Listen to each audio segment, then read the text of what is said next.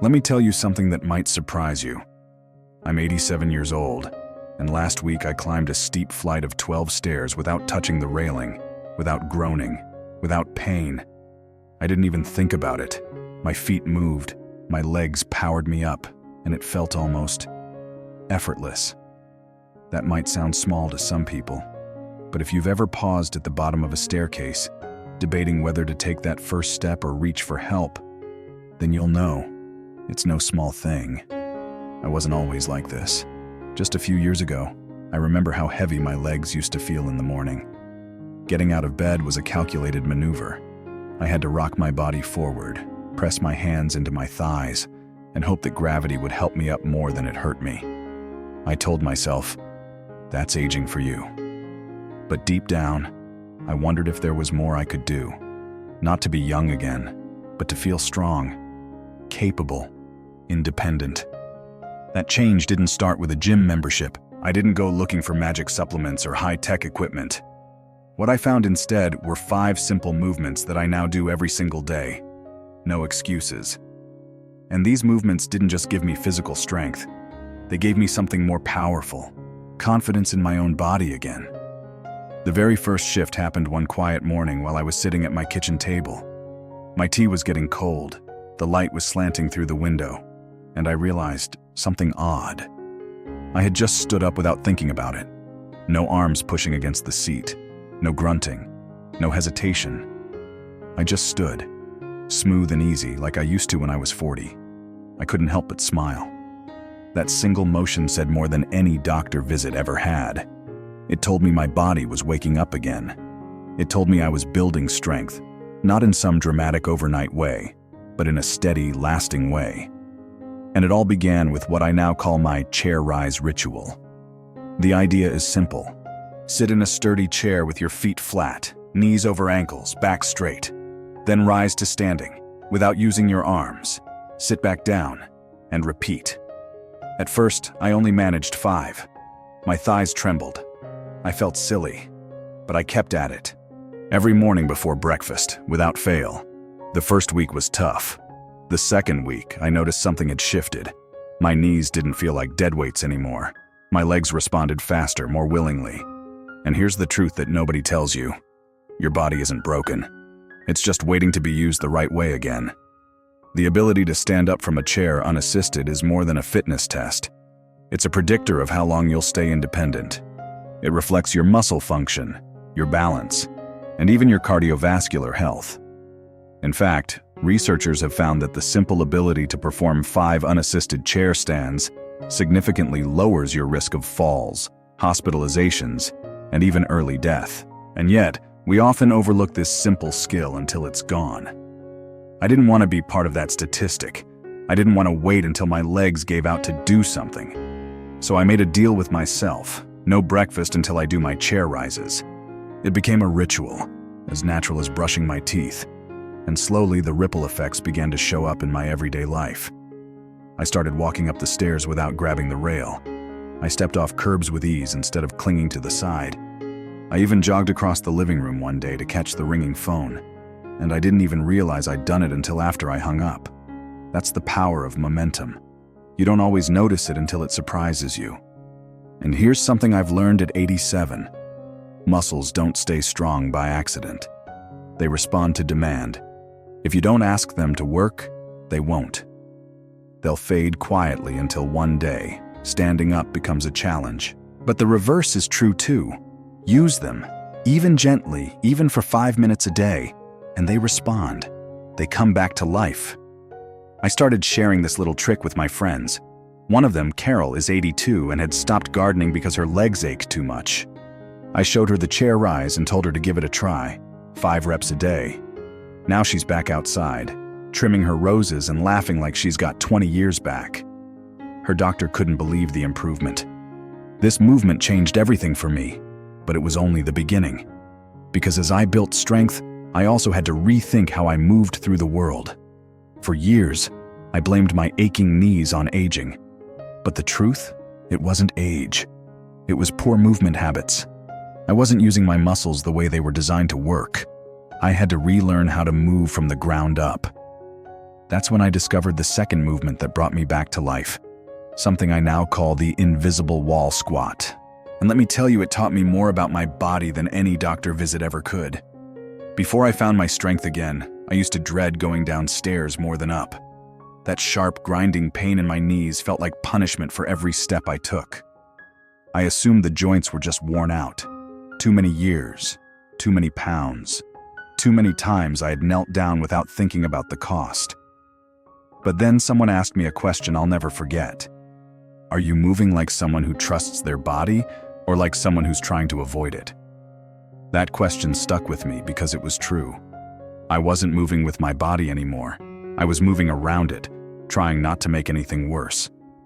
But in doing that, I was actually making things worse. When we stop using the muscles that are meant to carry us, our body shifts the burden onto joints that were never meant to handle it alone. And for me, that burden had landed squarely on my knees. Enter the invisible wall squat. I didn't find it in a fitness class or a YouTube video. It came from a physical therapist who looked me in the eye and said, "If you want your knees to stop hurting, stop letting them do all the work." That sentence changed everything. Here's how it works. I stand with my back just a few inches from an actual wall. My feet are shoulder-width apart, planted firmly. Then I lower myself like I'm sitting into an invisible chair, not letting my knees move forward, not letting them pass my toes. The trick is to shift the motion into your hips. You've got to push your rear end back like you're trying to tap a wall behind you without falling. The first time I tried it, I barely made it 2 inches down before my thighs screamed and my heels lifted off the ground. My balance felt off. I felt awkward, but I kept at it. Every day, just like the chair rise, I gave this movement 5 minutes of my morning. And little by little, things changed. I began to feel muscles firing that I hadn't noticed in years. My glutes, my hamstrings, my core. The burn was real, but it was the good kind. Not the sharp pain of worn-out knees, but the satisfying ache of muscles remembering how to work. Within a week or two, I wasn't just squatting deeper. I was moving better everywhere. I noticed it when bending down to tie my shoes. I noticed it when picking up groceries. I even noticed it when my great-grandson came running at me, and I bent down to scoop him up like it was the most natural thing in the world. And you know what else? That grinding ache in my knees. It started to fade, not because I masked it with ointments or anti-inflammatories, but because I had finally stopped asking my knees to do the work my thighs and hips were designed to do. There's science behind this too. A study published in the Journal of Aging and Physical Activity showed that older adults who practiced controlled functional squats saw a 37% reduction in knee pain after just 4 weeks. That's not from supplements. That's not from surgery. That's from moving in a way that retrains the body to support itself again. And the best part? I do these squats while waiting for the kettle to boil. No gym, no gear, no excuses. 5 reps. 10.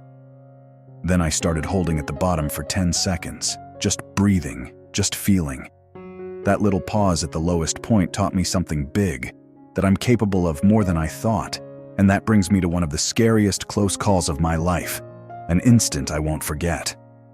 I was in the grocery store parking lot on a rainy Tuesday afternoon.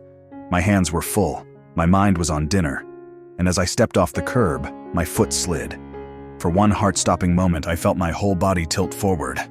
I saw the concrete rushing toward me. I knew what could happen next. Broken hip, ambulance, rehab. That was the path I was about to tumble down. But I didn't fall. I caught myself. My foot corrected. My body reacted. I wobbled, sure, but I stayed on my feet. My heart was pounding and my groceries were rolling across the pavement, but I didn't hit the ground. That moment didn't happen because I got lucky. It happened because of strong ankles. When I told my physical therapist what had happened, she didn't say, "Good reflexes."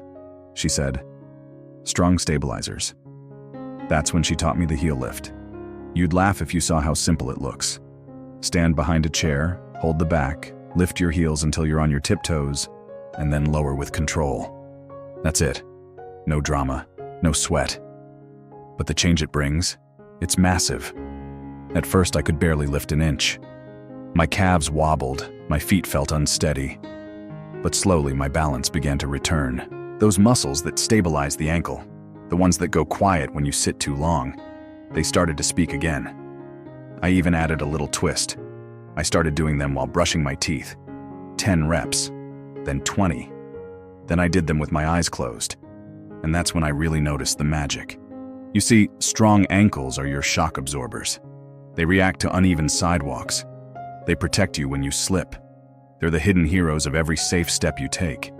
A study in gait and posture showed that seniors with strong ankle plantar flexors had 43% fewer falls over a year. That's not a small number. That's the difference between independence and injury. And let's not forget the mental part. After a fall, or even just the fear of falling, your mind starts second-guessing your steps. You move more cautiously, more stiffly. That caution becomes hesitation. That hesitation becomes stillness. And stillness, over time, robs your body of everything it needs to stay alive and alert. But when you train those ankles, you're not just protecting your feet. You're giving your brain permission to move again, to trust again. For me, the heel lift brought back that trust. I walk lighter. I turn quicker. I don't hug the railing when I go downstairs anymore. I feel like my legs belong to me again, not some aging version of myself I have to babysit. And here's the thing. I haven't joined a gym or bought any fancy gear. I haven't overhauled my diet or signed up for a program.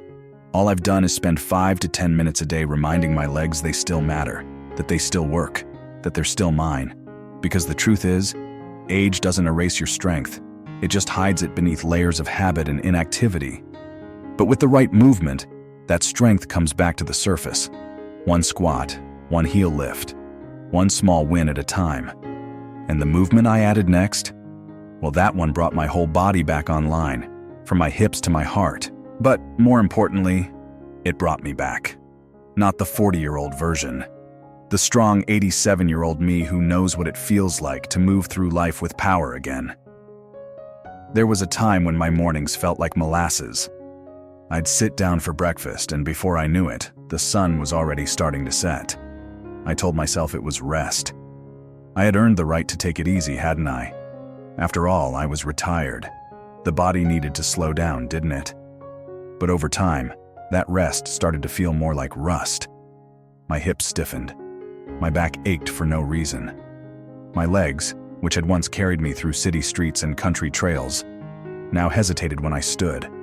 There were no warning signs, just the creeping sense that I was shrinking inside my own skin, that I was fading from movement to memory. It wasn't until I read about something called neuromuscular disconnection that it all clicked. When you sit for too long, hours on end, your muscles don't just get tight, they forget. Your brain's signals weaken. The link between intention and action gets fuzzy. And that tiny delay, that hesitation between your mind saying stand and your body responding, can be the difference between a smooth rise and a dangerous fall. So, I started small. Every hour, on the hour, I stood up. I marched in place. Nothing fancy, just lifting one knee, then the other, as high as I could. My arms swung gently at my sides. At first it felt silly. I worried my neighbors might see me through the window and think I'd lost my marbles. But I stuck with it. Within a week, I felt my legs come alive again. The stiffness in my hips started to ease. The weight in my thighs felt lighter. Even my posture changed. My chest lifted, my chin didn't droop. And the best part? I didn't feel old while doing it. I felt present, awake, alive. That's when I realized this wasn't just about muscles. It was about momentum. Every small movement was a vote for the kind of future I wanted. Not a future of wheelchairs and waiting rooms, but one where I could still bend down to tie my shoes, where I could walk without fear, where I could live on my own terms. There's actual research backing this up. A 2022 study in the Journal of Aging Research found that just 2 minutes of light movement every hour, like standing marches, boosts circulation, enhances cognitive clarity, and improves balance in seniors over 65. 2 minutes. That's less than a commercial break, and it could add years of quality to your life. But I knew I wasn't done. My legs were stronger, sure. My confidence had returned. But there was still something missing. A quiet hesitation that lingered when I went to step into the shower, or when I reached for something on the top shelf. It wasn't physical, it was psychological. A whisper in the back of my mind asking, "What if you fall?" That whisper is what steals freedom in old age, not just the fall itself, but the fear of it. So I started something new. Every morning, barefoot if I could manage, I'd stand in the middle of the room and lift one foot just an inch off the ground. Not high, just enough to shift my weight. Then I'd close my eyes and breathe. 10 seconds. That's all. I'd inhale through my nose, slow and deep, and exhale through my mouth, steady and calm. I didn't try to hold completely still. In fact, I allowed the sway. I focused on it. The gentle adjustments in my ankle, the quiet pull in my calf, the tiny corrections my core made to keep me upright. What I was doing wasn't exercise. It was reconnection. I was rebuilding the line of communication between my brain and my body, between instinct and action. And with every breath, every small tremble, I felt myself tuning in more. Science calls this proprioception. It's your body's ability to sense its position in space. And as we age, that ability fades unless we intentionally train it. But when we do, the results are powerful.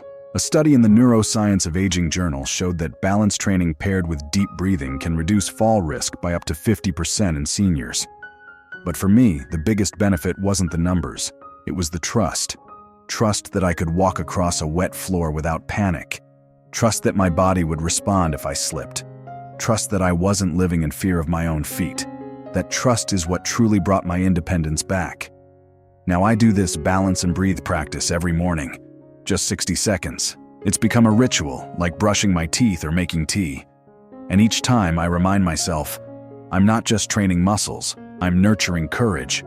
Because aging isn't about decline, it's about adaptation. It's about learning how to live in the body you have now, not the one you had at 40. And if you treat it with care, with consistency, with respect, it will still show up for you. But I'd be lying if I said movement alone fixed everything. There was still one hidden culprit draining my strength more than anything else. A mistake I didn't even realize I was making.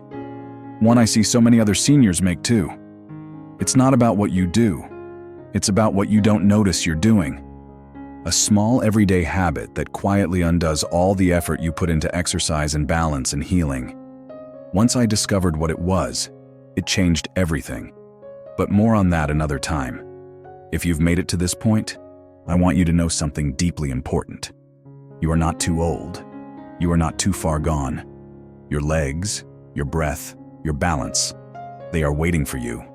And it doesn't take hours in a gym to find them again. It takes one decision, then another, then another. Start with 5 minutes. Start with one move. Start with one breath. And keep showing up because there is still so much life left in your body. So much strength you haven't met yet. So much freedom that's still yours for the taking. I would love to hear from you. Have you tried any of these movements? What's one habit you're going to add starting today? Drop a comment below. I read every single one. If this video brought you a little bit of hope or motivation, give it a like and consider subscribing for more. We're building a community here, one strong step at a time.